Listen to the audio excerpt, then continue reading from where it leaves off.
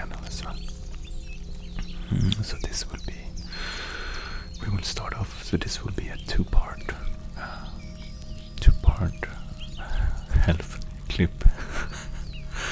First I will start talking about some food, and then some herbs, and then I think we will come that far in this video, but then I think I'll stop there, and we will talk about vitamins, health potions, some training maybe, and then some special thing in the end, surprise. So yeah, stick by, maybe part 2.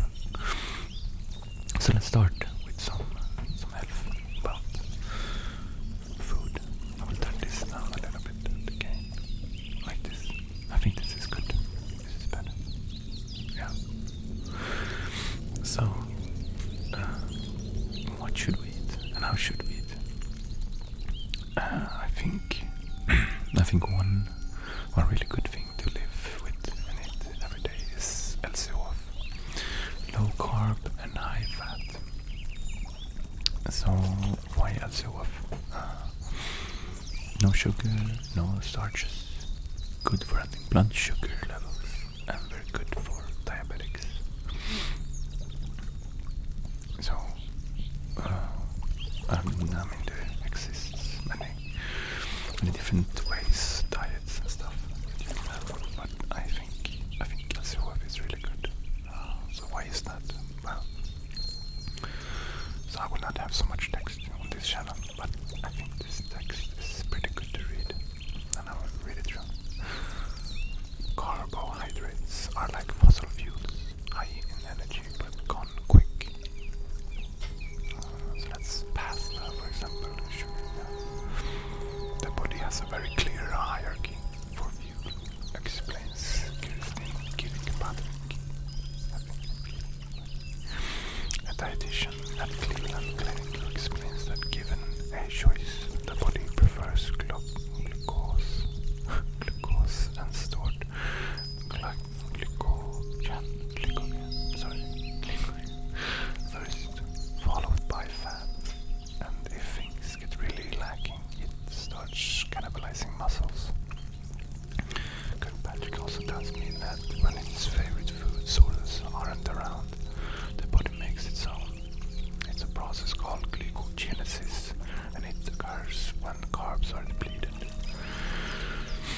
Yet, protein is still high in this scenario.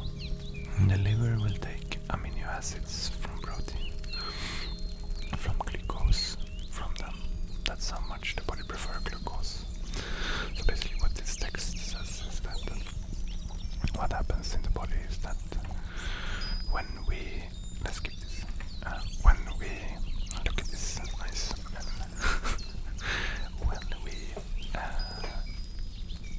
when we eat fat and only fat, no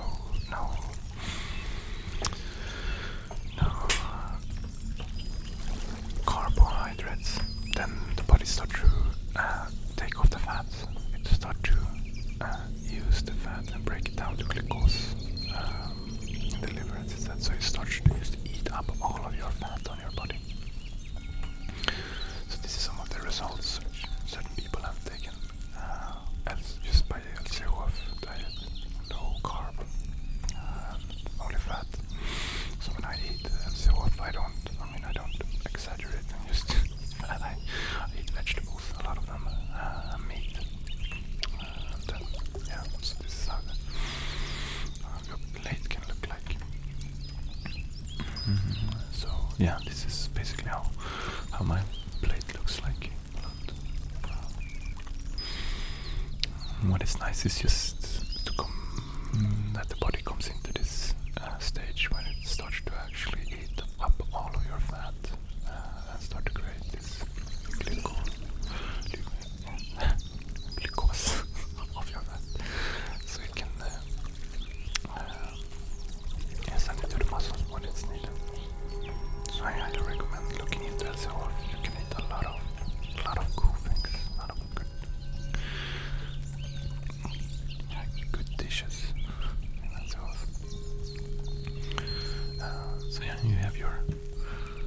food pyramids. So, and some say that they eat 5% carbs, but I skip the carbs completely. Some people say that they get a little bit nauseous the first 2 weeks when the body has started to take up all the carbs. But I'm very good. I'm having a much more stable both mind and energy. It's like going from always drinking coffee in the morning to not drinking coffee in the morning, and then maybe the first week or so is quite hard, but then you get much more stable energy, I think, instead of the need of having coffee all the time. And it's the same way with LCOF. When your body eats a lot of carbs, it sort of goes up in energy very high, and then when it takes it goes very fast down in energy as well, and then when your body goes down in, then it starts to tell you, we need more.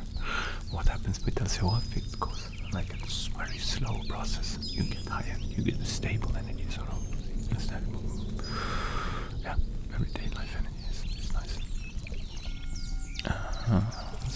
So food that isn't good for us is some of this LCOF stuff, so a lot of sugar, rice, apple.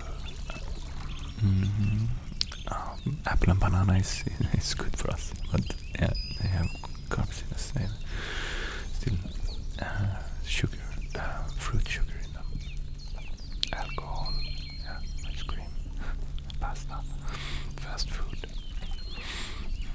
beer as well, guys. So, and also about beer, I will leave it at this. But alcohol breaks down fat, and the brain is 60% fat, more or less, around there. So alcohol breaks down fat, guys. So inflammation food, milk products, dairy, gluten, sugar, and processed food. These are the types of food which what the body needs to more. Cannot really eat them and just be happy. It has to also fight inflammation when you eat this. So I think either you what are they saying? Either you feed an illness or you fight an illness, depending on what you eat. Milk, lactose. I'm lactose intolerant. You can eat, for example, you can eat a lot of lactose and not have problems with them. And then suddenly, what happened to me? I ate a lot of lactose and drank a lot of milk as well. And then suddenly one day, my stomach said, no, this is not okay anymore. So what I did was, the doctor said that I'm breaking down my immune system. So that's a good thing to think about as well, that you have a immune system for milk and lactose. But after a while, when you have gotten past, I think it's a certain stage in development, when you start to grow older, then that specifically lactose immune system is it's still there, but it starts to break down as well. And then the more you eat lactose, so gluten is also one of those things that is quite good to at least understand and have an understanding about that. What happens with gluten is actually it creates in your intestines, in these cases, I think it's called intestine, right? You get a sort of a surface of a weird gluey surface that sticks to your intestine and disrupt all of these what do you call them, small filters, small things that take up nutrients from your food, vitamins and stuff in your intestine. what happens to them is that this gooey thing, gluten, it's like sticks like glue into your intestines, and then breaks down this fiber, or I don't know what you call it. These things that take up the vitamins. Yeah. So what you can also do is, if you want to remove gluten, you can use these digestive enzymes. They help support a lot of the ingestion process. If you want to stop with gluten, for example, and then go into this, it helps you to push out it quicker and alleviate symptoms and normalize body's inflammatory response to gluten. So it's quite nice. So this is a cool thing to cover. Look into sugar. It's very bad, very bad quality on this image, but I will just read the headline. Diabetes. It can so sugar. I think many things. So what I will take up. Many of you have already heard a lot about. So, but sugar, a big connection to diabetes, impaired learning, tooth decay, asthma, heart disease, imbalanced gut flora, and obesity, and so much more. Lower concentration, causes stomach aches, impression immune system, learning, linked to asthma, causes diabetes. Many of these will have the same things. I'll go and take some pictures for you guys. So memory loss, bad for your heart, cavities, liver disease, kidney disease, energy, diabetes. So sugar is a big bad thing out in the world. So for your diabetic people, herbs that can lower your blood sugar. So cinnamon, cloves, rosemary, oregano, sage, curry leaves, garlic, ginger, turmeric, cayenne, marijuana. I don't know. So processed food is really bad. It's really good. It tastes good. That's why we eat it. Some of it. But it's pretty bad. Really bad for your body. So it's a lot of inflammation in that food. So here it is also. Every time you eat, you are either fighting disease or you're feeding it.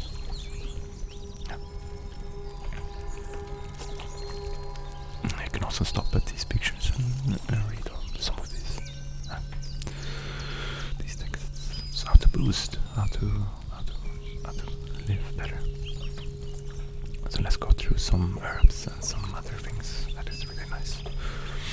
So olive oil is really cool. They found out that in Greece, in the Mediterranean Sea, where they have a lot of, I think it was, especially the study was made in specifically Greece, but where they eat a lot of olive oil, and they saw a tremendous, huge difference in heart problems and in what do you call it? Blood canal. No, it's not. When your arteries problem, or your blood flow as well. So they had so low percentage in heart problems and things like that, and they only eat olive oil. No heavy fat like butter. So if you think about it yourself, you can.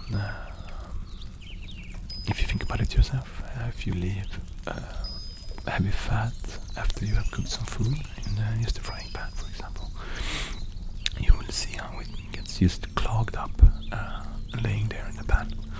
While you have oil, it will always be, what do you say, like fluid-like.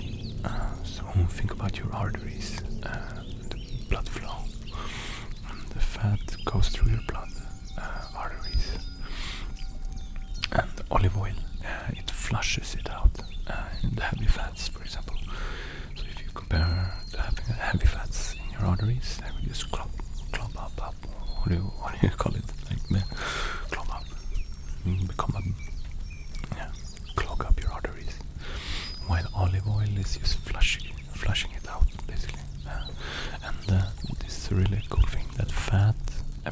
fat. So if you have olive oil, that is a really fluid-like fat, and if you have it in if you take it a lot, it will actually flush your arteries. So it will take away all the bad fat in your arteries. Good for muscle, good for hair growth.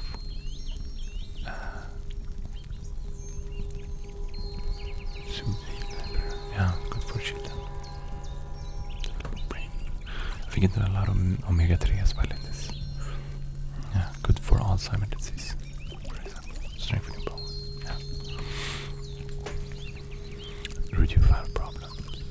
Clear ear bag. Oh, that was a weird one. Long and strong hair. Fight depression. Obesity prevention. Fight cancer. I heard a lot about good for brain and cancer as well. With olive oil. So detox. You can have make a lot of different drinks. You can just Google them and look them up if you want to have one. I have some, but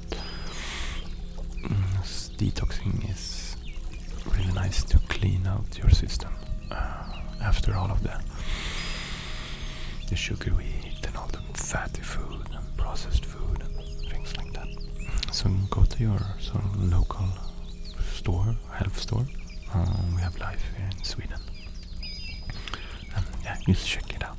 You can buy different packages. So green smoothie, quite nice, especially with a lot of celery in it. Energy boosting, anti-aging, radiant skin, stabilize blood sugar, hair growth, nail growth, reduce risk of diseases. I think there's so much more that is not said there. You can probably find a lot of different researchers done on different smoothies for detoxing and what they can do for you health-wise. Here's a good one. Pineapple. Help the liver, kidney. Flush toxins. That's cool. Celery is one of them. The vegetable that is so healthy. They have found so much anti-cancer, calms nerves, so much anti-inflammatory. Really good thing. There are some of them. Reduces inflammation, increases sperm count. That's really good if you try to get a baby. Healthy brain, good for the kidney. You can detox. Just do it at home. I think you can do this at home. Just make your own sort of fluid that you can take, and you can use acid in one of these baths. I don't know what this is. The green thing here. I don't know if we need that, or if you need that for trying this at home. But it gets really ugly in some of the pictures. So you should definitely try this. Clean your system of heavy metals and a lot of bad things for your body. You get better immune system, recover from injury, internal injury, bad energy on your organs maybe. Improve function for your liver and kidney, remove blood clots. So this is some of recipes which you can use for do some detoxing bath, what you should call it, at home. So ionic foot bath. Soak your feet in warm water to open the pores. Add 1 cup of sea salt, 1 cup of Epsom salt, and 2 cups of baking soda to the water. Dissolve all ingredients in boiling water, and when the water cools to comfortable level, soak your feet for 30 minutes.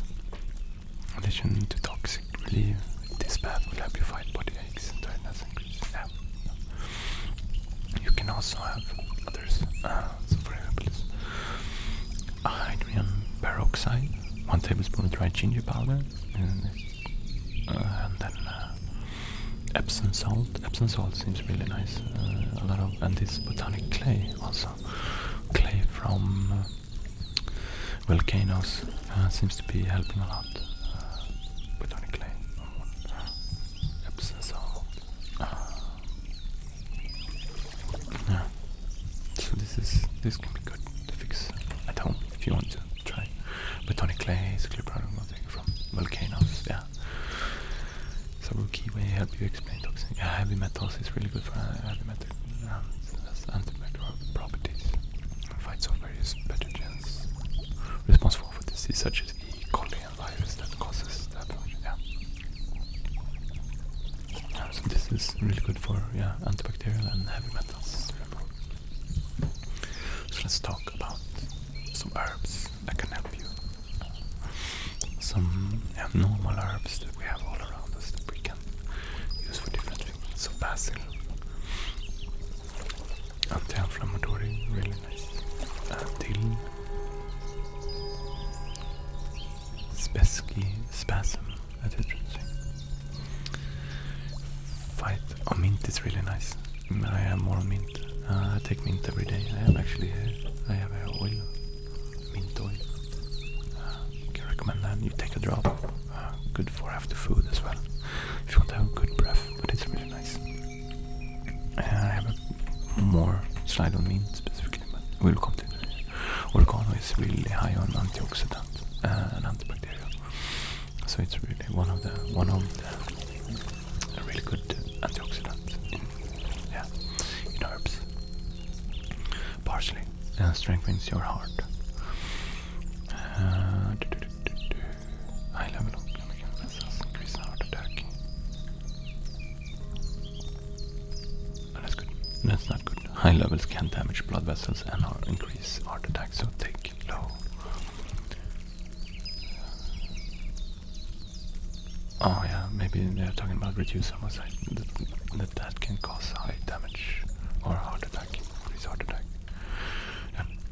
Rosemary boosts vision, says. Retina damage, improve eye health. That's good for. Yeah. You need to see better on the road, maybe. So do we have any here? Anti-stress, rosemary.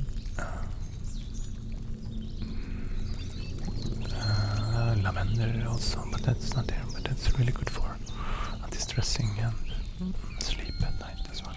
Oh, sorry. Basil, pain relief, immune booster. Yeah, antioxidant as we talked about.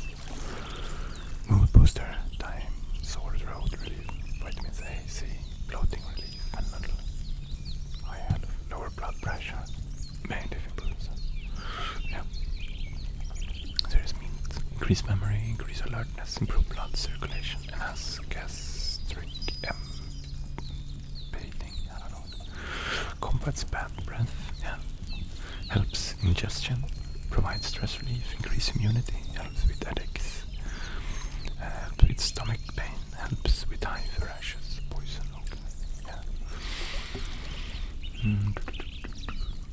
Protects against radiation-induced DNA damage, so that's pretty good with our artificial vibrations, with all the wireless. Yeah. This is some of the herbs that they used in ancient Greece. So they were really good at health back then. And they used mint, saffron, parsley, fennel, I think it's called by logo, and then olive oil. Good in omega-3 content. And yeah, as we talked about, brain function and heart and stuff. Diabetics as well. Anti-inflammatory, fennel. Digestive disorder, lessens bloating and stimulated. So fennel is really good for anti-inflammatory. Kidney cleanser, parsley. That's nice. Saffron for depression. Mint, yeah, as we talked about.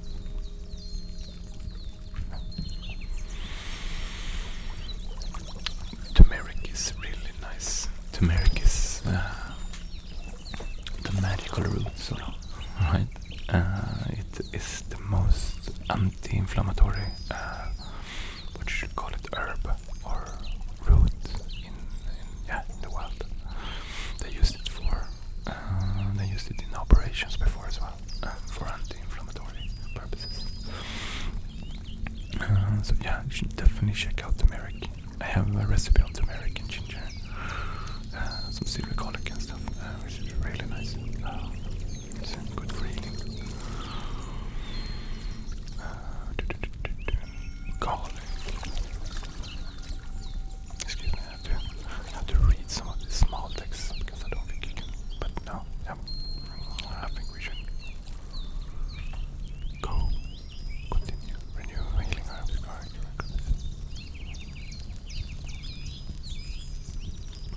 flush toxins.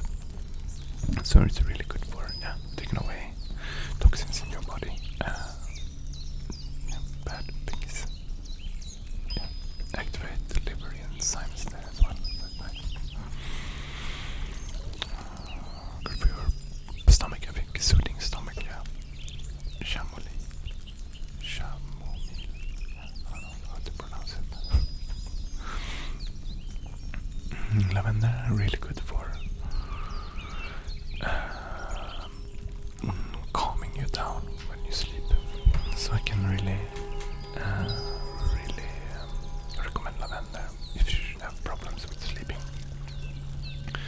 I have some lavender oil beside my bed, and then at night when I should sleep I take some and then put it under my nose. It's really nice. It's also sort of signals the brain that it's time to sleep.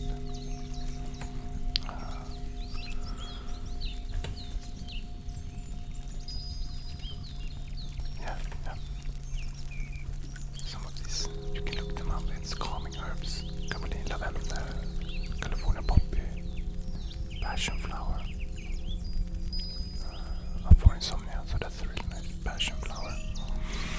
Jonswort, St. Jonswort. It can help relieve chronic insomnia, mild depression. Look them up.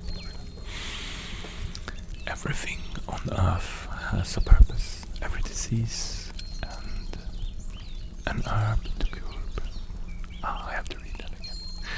Everything on the earth has a purpose. Every disease, an herb to cure it, and every person a mission. This is the Indian theory of existence. I like it. It's really nice, and it seems to have a beautiful way in the universe, right? To sort of balancing good and bad. Really interesting. So each bad thing has a balanced part to good. So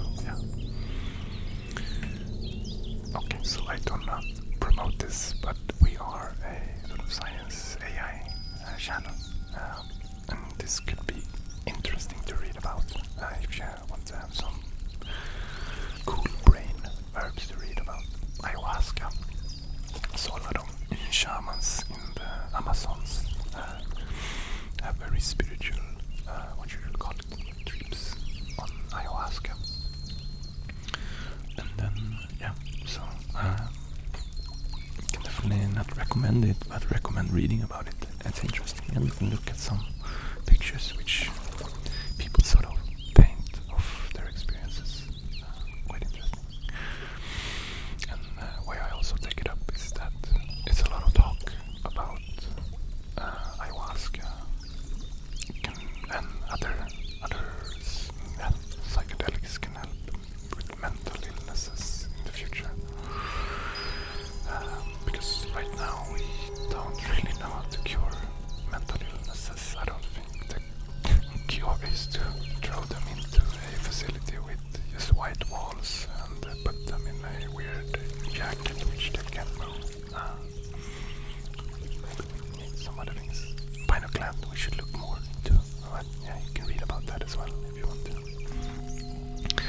And then the last herb, magic mushrooms. And as I said, I'm not promoting this, just if you want to read some cool brain herbs. This is a science channel about the brain, a lot of it. And I think you should take a look at them. Could be quite nice. We will have this in part 2, I think. Go through some vitamin stuff. It's a little pre. So we're gonna look at some vitamins and what they do for your body as well. What they're good to digest. So for the next chapter in this, we will look into some more on vitamins, what you should take, sort of the base vitamins you should take every day. We are also going to look at some things that you maybe should avoid in your home.